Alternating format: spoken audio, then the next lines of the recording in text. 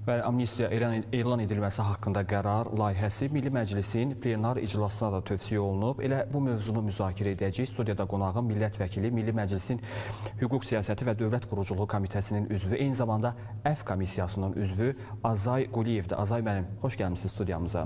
Axşamınız xeyir, Namiz müəllim. Təşəkkür edirəm. Azay müəllim, bu dəfəki amnistiya aktının əvvəlkilərdən istərdim. Əsas, yəni hüquqi, siyasi cəhətdən nə ilə fərqlənir? Bundan başlayaq.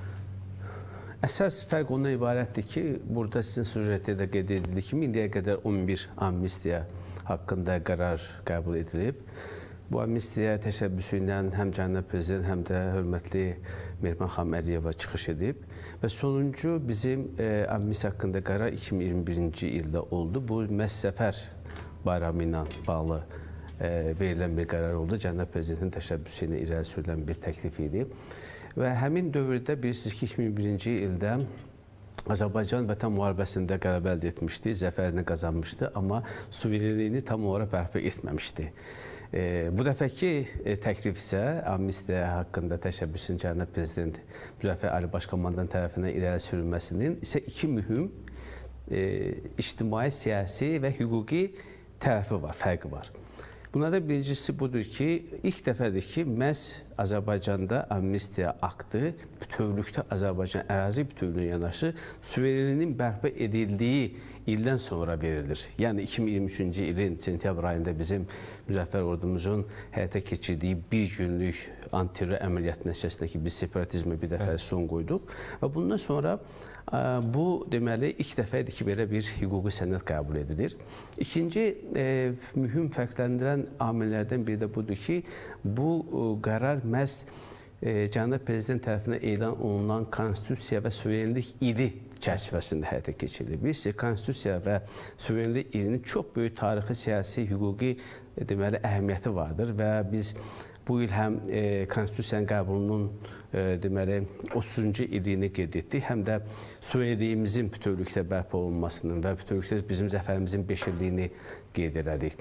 Konstitusiyanın qəbulu bilirsiniz ki, hər bir ölkə üçün çox mühüm bir aktdır və bu konstitusiyanın qəbulunun şərtləndirən əsas amillərdən biri budur ki, məhz 95-ci ildə Ulu Öndər Heydər Əliyevin təşəbbüsü bilirsiniz ki, bu sənəd qəbul oldu, ana qanun qəbul edildi və həmin sənədin əsas xüsusiyyətlərindən biri bu idi ki, ölkədə birinci, ölkənin ərazi bütövlüyü, suverenliyi, torpaqlarının bütövlüyü təmin edilsin və qorunsun. Ümumiyyətlə, bizim konstitusiya ana xəttində ki, bu toxunulmazdır. Bu, hər hansı bir formada, necə deyərlər, müzakirəyə yaxud hər hansı bir formada reviziyaya məruz qala bilməz. Və bir də ki, konstitusiya bir çoxlu maddələr məhz insan hüquq və azadlıqlarının qorunması ilə bağlı idi. Və Azərbaycan vətəndaşına verilən çoxsaylı hüquqlarla bağlı idi. Və bu hüquqlar sırasında Ulu Öndər həmişə önə verdiyi məsələlərdən biri vətəndaşların azadlığı idi. Dövlətin məhz öz vətəndaşlarına tətbiq etdiyi humanizm siyasəti idi. Və bu humanizm siyasətinin maştabı o qədər böyük idi. Bilirsiniz ki, həmin dövrdə Ulu Öndərin təşəbbüsü ilə Əf institutu yenidən formalaşdı, bir institut olaraq yarandı. Amnistiya haqqında qərarlar artıq mütəmmədi xarakter aldı və xüsusilə tarixi əhəmiyyəti kəsb edən müddətlərdə, dövrlərdə bunlar verildi. Və əlbəttə ki, bu il biz bunun, necə deyərlər, böyük bir təntənəsini qeyd etdik. Hər bir Azərbaycan vətəndaşı bugün böyük fəxrlə özünü suveren, müstəqil və güclü dövlətdə hiss edir. Bu dövlətin vətəndaşı kim hiss edir? Ona görə də məhz 2023-cü ildə ki, biz dediyimiz kimi suverenliyimizi bərpa etdikdən sonra mənə belə gəlir ki, konstitusiya və suverenlik ilinin sonunda məhz cənab prezident tərəfindən belə bir təşəbbüsün irəli sürülməsi məhz həmin o konstitusiya və suverenlik ilinin mən deyərdim ki, sona çatmasının bir növ simvolizə edir və bunu tamamlayır. Bu bir daha göstərir ki, dövlətimiz özünə çox güvənir. Biz amnistiya haqqında aktlar, qərarlar o ölkələrdə verilir ki, onlarda güclü ictimai siyasi sabitlik var, dövlət özünə güvənir, öz gücünə inanır və dövlət öz mexanizmlərini tətbiq edərək öz vətəndaşlarını cinayət törətmiş, müəyyən mənada belə deyək, insanlara qarşı müəyyən addımlar atmış, qanunu pozmuş insanların, vətəndaşların yerdə qalan, çəkilməmiş cəzasını, yerdə qalan hissəsini əfv edib bağışlayır, yaxud da onu öz normal cəmiyyətinə, ailəsinə qaytarır. Və təsəvvür edin ki, bu ilki indik müzakirə etdiyimiz amnistiya aktının digər bir fərqləndirici cəhəti budur ki, bunun həm də əhatə dairəsi kifayət qədər genişdir. Növbəti sualım da bununla bağlıdır. İstərdim, buyurun, davam edin. Düşünün ki, 20 min nəfər, 20 min nəfərə qədər, bəlkə bu çox ola bilər, məndə müəyyən rəqəmləri sonradan təbii ki, amnistiya haqqında qərarın tətbiqini həyata keçirən orqanlar daha da dəqiqləşdirəcək. Düşünün ki, 20 min nəfərə bu tətbiq olunur. 20 min nəfər ən azı 3-5 nəfər ailəsini biz düşünək. Onun ətrafında onun qohumlarını, yaxınlarını düşünək. Görün, bu 100 mindən çox insanı əhatə edir. Həm də bu, yeni il ərəfəsində bu baş verir.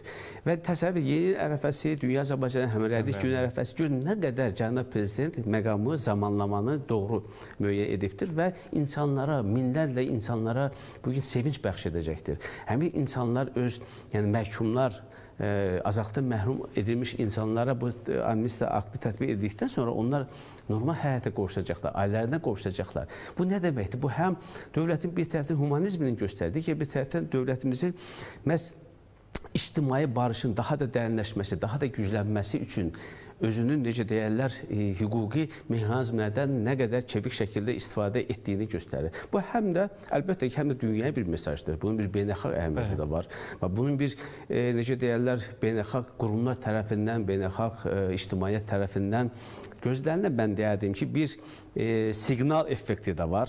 Və bu da əlbəttə ki, bizə bir daha onu deyir ki, bizim dövlətimiz sözün əsl mənasında həm cəzaların humanistləşməsi, həm də verilmiş cəzaların yeri gələndə dövlət tərəfindən bağışlanması siyasətini davam etdirir. Əlbəttə, bu bizim üçün çox böyük bir hadisədir. Bunun ictimai, siyasi, hüquqi tərəfləri çox böyükdür. Yəqin ki, bu barədə biz indi imkan olsa danışacağıq.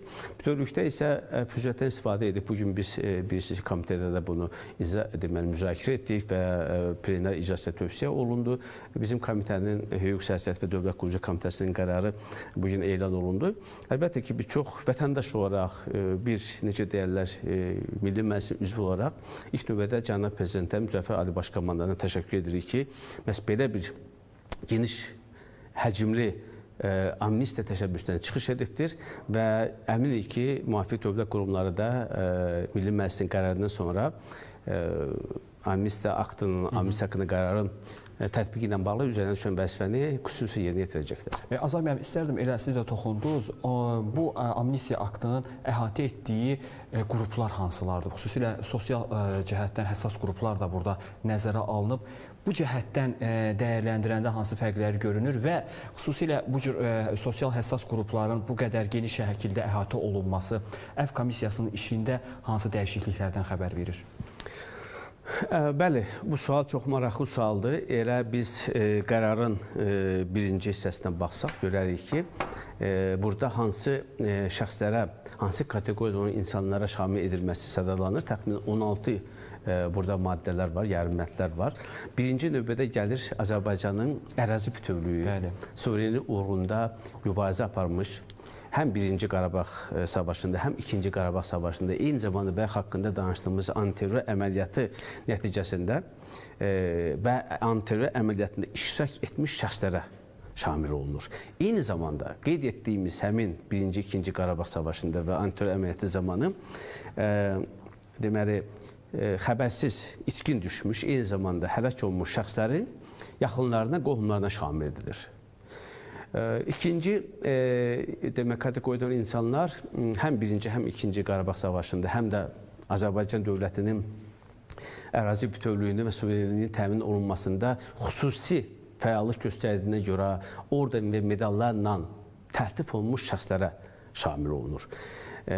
Üçüncü kateqoriya aiddir, deməli, bizim 48-53-cü illərdə, 88-91-ci illərdə indiki Ermənistan ərazisindən deportasiya olunmuş, zorla çıxarılmış və hərbi təxribatlara məruz qalmış şəxslərə şamil ediləcək.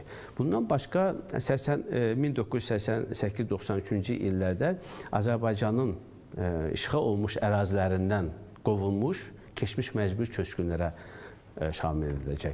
Təbii ki, bunların kateqoriyaları çoxdur, sonra bura biz əlavə edə bilərik ki, qərar layihəsində qeyd olunduğu kimi bizim deməli, hələ SSR dövründə sülh məramlı missiyada iştirak edənlər, yaxud da xüsusi hərbi tapşırıq yerinə yetirənlər, o cümlədən deyək ki, ikinci dünya müharibəsində iştirak etmiş şəxslər, onların qohumları, yaxud da yaxınları və yaxud da əldə olmuş şəxslərə aid olunacaq və burada əlbəttə siyahını uzatmaq olar. 20 yanvar deməli hadisəndə iştirak edən 50 almış şəxslər, onların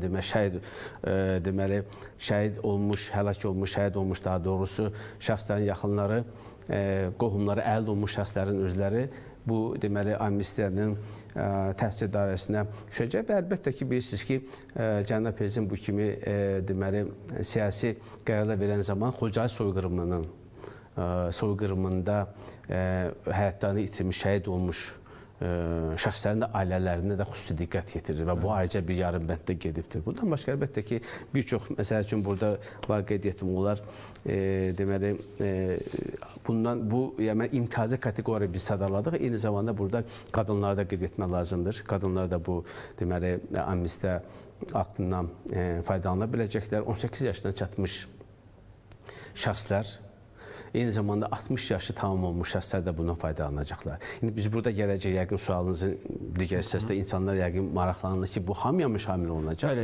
Əlbəttə ki, bu xeyir. Bilirsiniz ki, bu cür amnistiya aktının tətbiqi zamanı müəyyən məhdudiyyətlə də qoyulur. Bu məhdudiyyətlər nədən ibarət? Məsələn, bunu adi dildə, yəni hüquqi dildə yox, sadə dildə izah edək ki, bizim tamaşaçılar da bilsin. Çünki bununla bağlı bizə çoxlu zənglər var, müraciətlər var ki, bizim yaxınlarımız, övladlarımız, yaxud da valideynlərimiz hansı ki, bugün məhbus həyata yaşayır, bu amnistiyadan faydalana biləcək ya yox?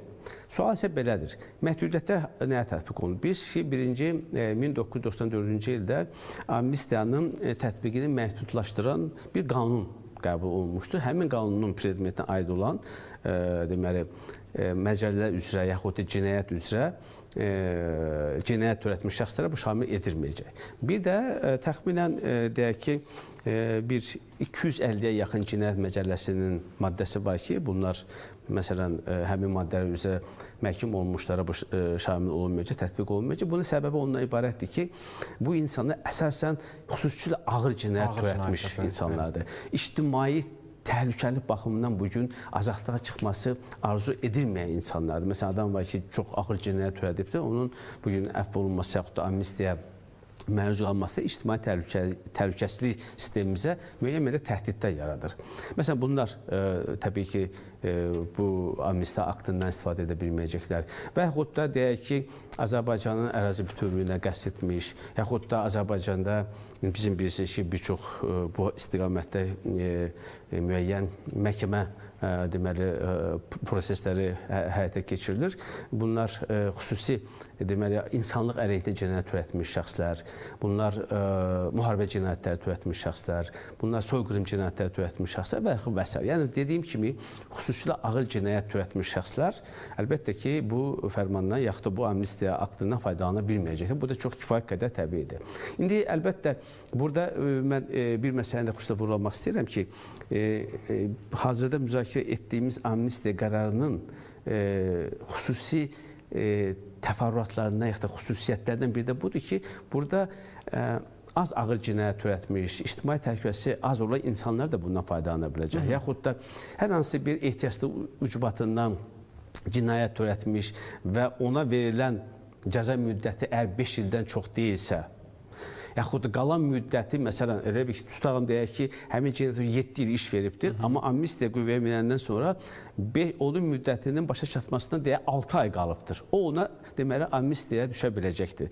Yaxud da müəyyən mənada az ağır cinayət törədibdir, amma cinayət deməli cəzanın müddətinə 1 il qalmışsa, deməli, həmin şəxslər də bundan faydalana biləcəkdir. Görün, nə qədər burada mühüm məqamlar var. Və yaxud da deyək ki, hal-hazırda deməli, istintaq orqanları tərəfindən deməli, cinayət təqibi aparılan, yaxud da ibtidai istintaq orqanları tərəfindən işlər həyata keçirilən şəxslər varsa belə, hətta məhkəmənin bugün baxışında olan dediyimiz kateqoriyadan olan insanlar, hansı biz burada sadaladıq bir çoxlarını, həmin insanların da həmin deyək ki, bugün məhkəmə tərəfindən baxışda olan işlərin də belə subyekti olan şəxslər də bu amnistiyadan istifadə edəcəklər. Amma dediyim kimi həmin o qeyd etdiyimiz o məhdudiyyətlər tətbiq edilməklə.